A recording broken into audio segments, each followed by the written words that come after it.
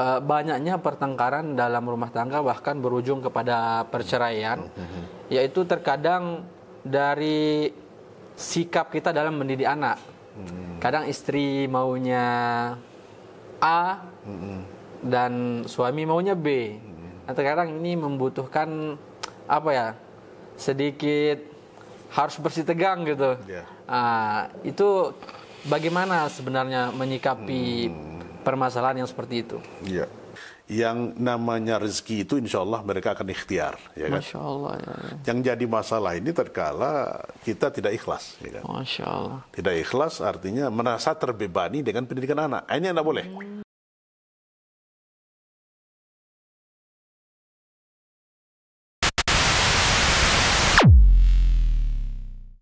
Assalamualaikum warahmatullahi wabarakatuh. Para pemirsa dimanapun Anda berada. Sekarang saya bersama Al-Ustadz Abu Ziyad Desman MA. Dan sekarang kita berada di salah satu villa di Sembalun, Lombok. Insya Allah. Masya Allah, sekarang ini di acara kali ini kita akan membahas tentang problematika rumah tangga yang sering terjadi di masyarakat. Untuk kita sapa dulu. Assalamualaikum Bu ya. Waalaikumsalam warahmatullahi wabarakatuh. Ya, Bapak sehat ya. Alhamdulillah. Bagaimana perjalanan dari Sumatera Barat ke Lombok Bu ya? Masya Allah, ini luar biasa ini. Ini perdana lah ke Lombok ya, karena yang sebetulnya sudah lama dicita-citakan ya bisa untuk melihat bagaimana keindahan Pulau Lombok ini sudah lama dan baru ini kesampaian alhamdulillah. Kebetulan juga bersama keluarga hari ini. Masya Allah. Juga bisa dengan antum ya, dengan Najia TV ya. Jauh-jauh dari Pasaman Sumatera Barat untuk bisa hadir di Pulau Lombok ini di Lombok. Najia TV cabang Lombok ya. Ya karena GM-nya orang Lombok ya kan. Siap. Baik Bu ya. Jadi pada kesempatan kali ini para pemirsa kita akan ngobrol bertanya-tanya kepada Ustadz kita, Ustadz Abu Ziyad Desman terkait yaitu tentang banyaknya pertengkaran dalam rumah tangga bahkan berujung kepada perceraian, yaitu terkadang dari sikap kita dalam mendidik anak. Kadang istri maunya A dan suami maunya B. Nah, terkadang ini membutuhkan sedikit harus bersih tegang gitu. Itu bagaimana sebenarnya menyikapi permasalahan yang seperti itu? Iya, sebenarnya ini masalah yang sangat krusial yang terjadi di keluarga-keluarga kita, di keluarga Muslim itu sendiri ya Bu Fatih ya. Ini sudah menjadi rahasia umum lah ya kan. Artinya terjadinya khilaf, pertentangan antara ini berdasarkan tidak sama visi ya. Seharusnya pasangan itu suami istri itu ya mereka punya visi yang sama ya kan. Artinya untuk membawa bagaimana masa depan anak-anak mereka ya. Dan itu tentu diawali dengan ya tujuan mereka mengadakan rumah tangga itu sendiri. Jadi rumah tangga itu tujuannya apa ya. Nah, jadi untuk mewujudkan keluarga sakinah mawaddah warahmah itu tentu nawa itu dia untuk menikahi seseorang itu. Dan seseorang wanita yang ingin menikahi suami junjungannya, ya kan? Nah, di situ titik tolaknya. Kalau dia dari awal dia sudah punya visi yang sama, ini akan mudah ya. Artinya pasangan ini akan saling memahami. Yang di luar dari itu adalah ketidaksamaan visi ini ya. Artinya arahan daripada tujuan ini belum jelas. Nah ini yang terjadi berbenturan di dalam rumah tangga itu sendiri. Misal ya di lapangan sendiri ya ada orientasi seseorang yang bapaknya ingin bisa menyekolahkan anaknya mungkin ke lingkungan agama ya, lingkungan Islami. Sementara istrinya punya pandangan lain ya bagaimana anak-anak bisa nanti berkarir ya. Bisa jenjang karir, kemudian menguasai perbendaharaan, dunia inilah ya kan dengan mungkin jabatan, usaha yang mau. Di sebalik itu juga ada yang mungkin istri yang ingin fokus anak-anaknya menjadi anak yang soleh. Sementara suaminya mungkin punya visi lain. Di sini terjadi permasalahan yang sangat rumit. Nah, itu dibutuhkan sekali lagi adalah kejuhudan dan artinya suami istri ini harus saling memahami. Maka di dalam Islam itu jauh-jauh Rasulullah SAW mewasiatkan kita agar betul-betul lah ya kita betul-betul selektif untuk memilih pasangan hidup itu. Nah, gini. Masya Allah ini sangat kompleks ya. Iya. Artinya permasalahan itu kita harus memandang lebih awal, lebih maju ke belakang, lebih mundur ke belakang bahwa permasalahan rumah tangga itu tidak hanya terjadi ketika kita berumah tangga. Artinya ada kesalahan kita ketika kita awal berumah tangga. Betul, seperti itu ya. Di awal, titik tolaknya dari berapa itu untuk memulai rumah tangga itu sendiri ya. Masya Allah. Nah, tidak tertutup kemungkinan juga memang di tengah jalan ini ya ada mungkin yang keluarga awam yang belum mengenal agama, tapi alhamdulillah dengan seiringnya waktu ada motivasi untuk menuntut ilmu, akhirnya ya dia sudah punya komitmen untuk bagaimana mendidik anak-anak ini sesuai pendidikan Islam. Nah, ini yang terjadi. Nah, kalau keduanya sama visi suami istri saling memahami ya akan terjadi alhamdulillah ya sinkron itu. Tapi yang terjadi permasalahan itu adalah terkala mungkin suami tidak mau, istri nggak mau, ya ini sini terjadi. Nah, maka di situ dituntut untuk kesabaran salah satu. Kalau seandainya suaminya punya orientasi keduniaan, maka istri harus sabar, ya kan? Kalau si istrinya punya motivasi untuk mendidik anak secara Islami, pendidikan Islam dan suami belum, maka dia istri harus sabar. Nah, tapi insya Allah akan ada titik terang. Nah, di sini dibutuhkan adalah upaya bagaimana agar anak-anak ini bisa dididik dengan pendidikan Islami gitu ya. Dan tentu anak yang kita dambakan itu adalah anak-anak yang berhasil, anak-anak yang nanti bisa membanggakan kedua orang tuanya gitu ya. Ya, ini sangat menarik sekali kalau didengarkan. Ya. Artinya, ketika kita ingin mulai dari awal, jelas kita akan memilih pasangan yang baik, yang sevisi dengan kita. Berarti tentu dalam proses awal pemilihan itu harus betul-betul kita omongkan, bicarakan dari awal. Komunikasi ya. Kadang kan kita mulai ini ya, kita udah dapat pasangan, kita anggap baik nih. Kita kadang lupa bahwa perlunya komunikasi. Nanti ke depannya kalau kita punya anak nih, ini sekolahnya di mana? Kita arahkan kemana? Berarti penting ya saat ta'aruf ya, saat nazor atau apa itu untuk membicarakan itu. Harus disampaikan ya kan. Dan Insya Allah. Ini agar nanti ya sama setujuan gitu kan. Itu mungkin hal yang bagus tips yang dari awal ya. Cuman ini kita ini udah nikah nih, udah berumah tangga. Namun kan kadang di awalnya kita udah satu visi, kita sudah satu visi nih, kita satu visi beliau.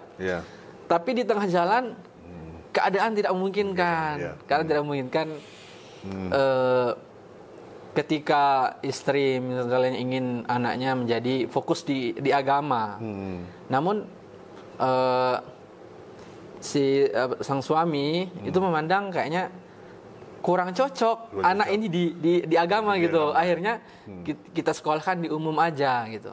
Nah, kadang ini yang membuat konsep banyak dari rumah tangga itu saling mendahulukan ego sendiri.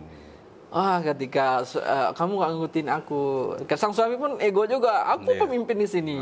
Ini gimana sebenarnya mengatasi? Nah, kita kan sudah terjadi ya kan. Artinya sudah pasangan suami istri sudah melahirkan anak, ya kan, sudah membesarkan anak, ya. Timbul visi misi mereka ini tidak sama ya di dalam mencetak untuk arahan anak ini, ya. Nah, yang penting di sini ditanamkan adalah bagaimana bakat anak-anak kita itu sendiri. Yang penting dibimbing dengan akhlak yang baik ya, dan agama yang mumpuni. Kalaupun anak ini misalnya tidak dimasukkan ke pesantren, atau ke sekolah agama, itu tidak menjadi masalah, ya kan? Yang penting bagaimana dia bisa memahami agama ini, ya. Bisa mungkin untuk diberikan motivasi, kemudian semangat untuk belajar, ya, dan dibimbing oleh orang tua di rumah, ya, bisa saja, ya. tidak mengharuskan anak itu harus masuk pondok semuanya. Oh, insya Allah. Yang menjadi masalah problem di sini kan harus masuk pondok, ya kan itu. Nah, harus masuk pondok karena nanti kalau tidak masuk pondok pesantren anaknya nggak selamat misalnya itu. Sebetulnya di sini juga harus perlu kajian, ya kan. Nah, tapi kalau seandainya memang diarahkan mampu kedua-duanya bisa di sekolahkan ke pendidikan Islami itu lebih baik ya. Untuk lebih aman anak ini ke depannya, ya kan, karena dibimbing oleh guru-guru yang ustaz-ustaz yang ya anaknya sudah jelas ya dididik dengan pendidikan Islam itu ya di lingkungan. Yang sekarang ini kan bahaya Bupati kan di lingkungan di luar itu. Kita tidak menjamin ya bagaimana dahsyatnya. Jadi saya juga praktisi pendidikan ya kan di sebuah pendidikan umum ya. Itu luar biasa pengaruhnya. Nah, jadi kalau tidak dibarengi, dibentengi di rumah tangga kita itu, nah ini infiltrasi fikroh, ya, pemikiran yang merusak mentalitas anak-anak kita ini. Nah, ini dibutuhkan kesungguhan keduanya. Nah, jadi harusnya tidak perlulah artinya harus memaksakan kehendak keduanya.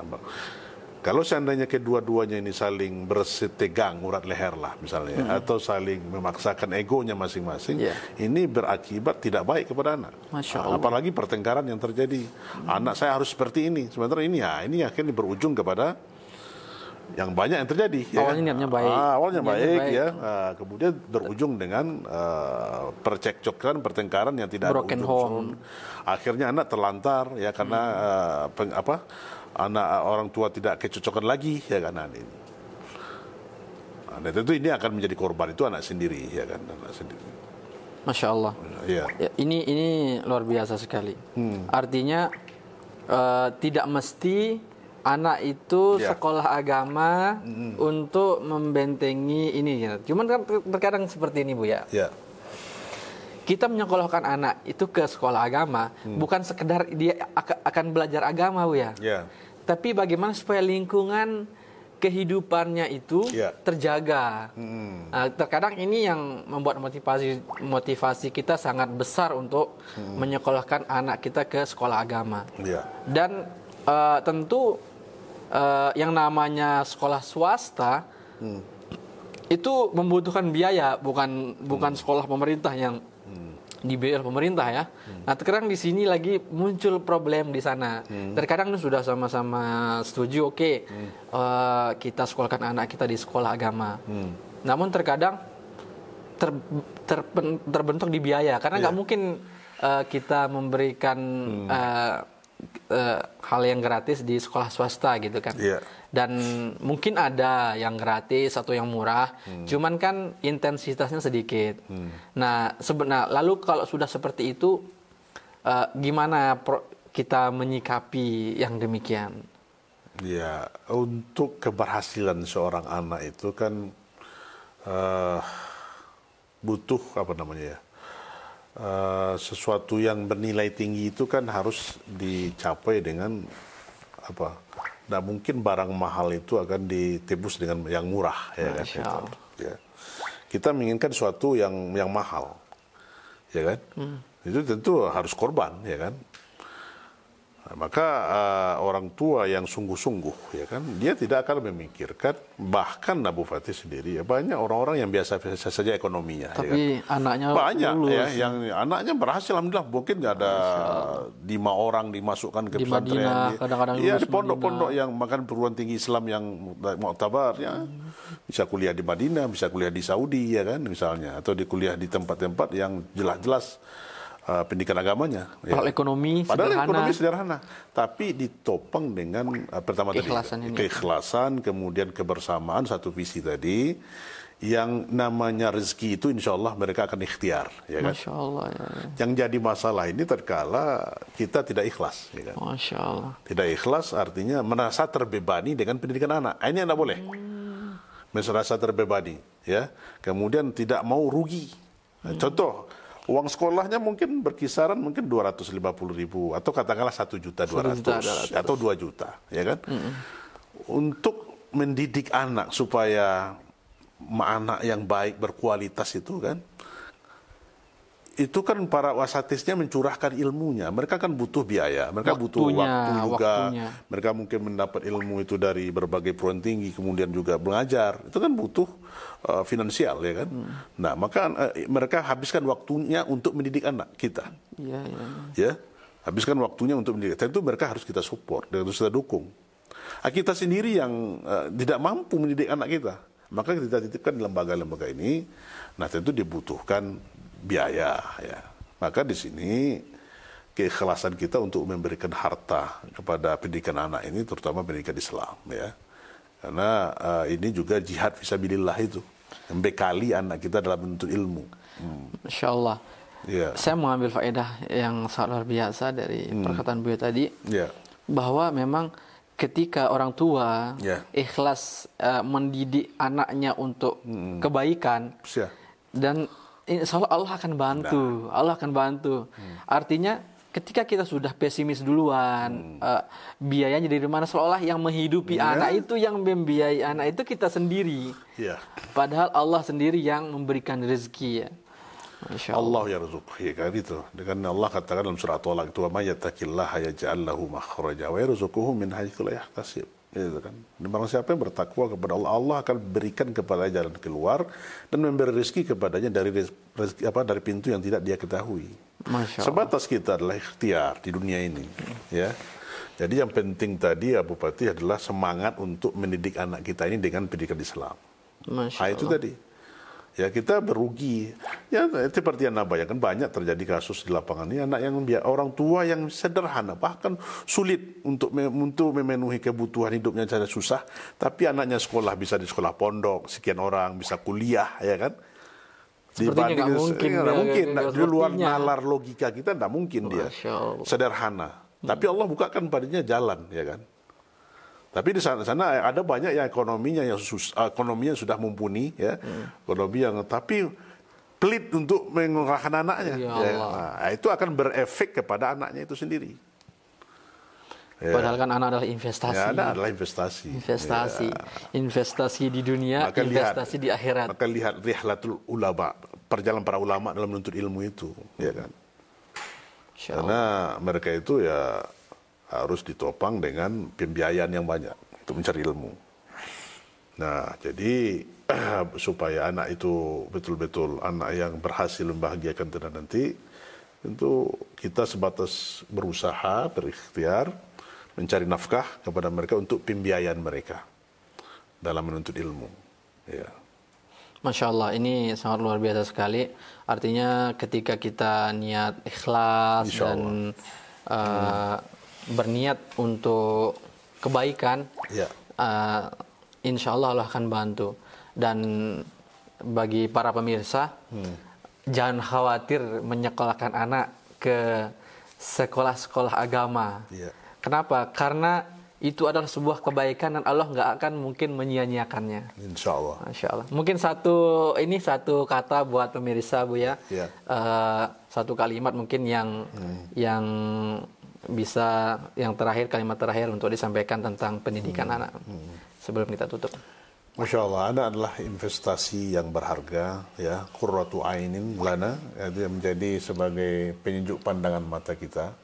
Maka saat kala nanti kebahagiaan kita itu adalah untuk menjadikan anak kita yang soleh dan solehah, ya. Seperti yang dikatakan oleh Rasulullah SAW, "Idza mata al-insan in qata amalu illa min thalath, shadaqatin jariyah aw ilmin yuntafa'u bihi aw waladun shalihin yad'u lahu." Apabila seorang anak Adam atau manusia itu meninggal, putus amal ibadahnya kecuali 3 perkara, ya.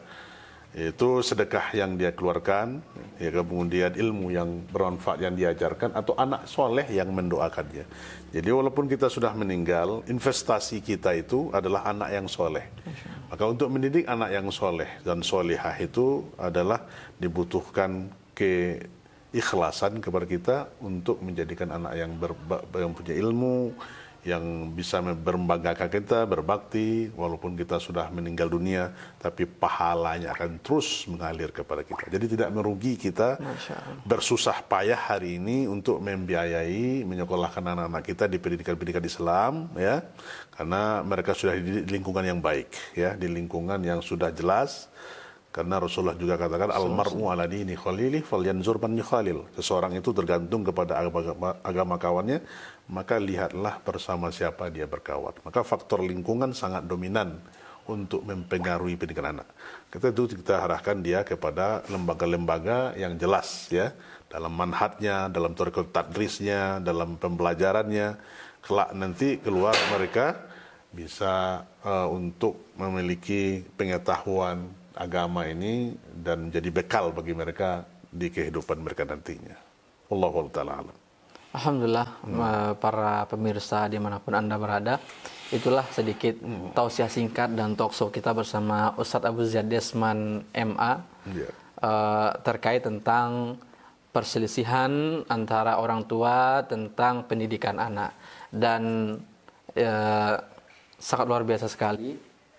Insya Allah jangan takut menyekolahkan anak ke pendidikan agama yang mengajarkan akidah yang benar, manhaj yang benar.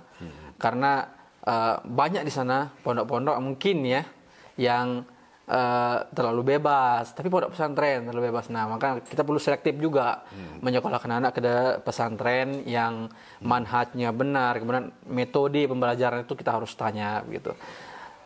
Baik para pemirsa, mungkin untuk pertemuan kali ini di Pulau Lombok ya, di Sembalun, kita ini sesi 1, insya Allah nanti kita akan membuka permasalahan rumah tangga yang kedua, ketiga sampai yang ketujuh. Insya Allah. Baik para pemirsa di mana Anda berada, sekian dulu perjumpaan kita pada malam ini. Kita tutup dengan doa kifaratul majlis. Subhanakallahumma wa bihamdika asyhadu an la ilaha illa anta astaghfiruka wa atubu ilaik. Assalamualaikum warahmatullahi wabarakatuh. Assalamualaikum warahmatullahi wabarakatuh.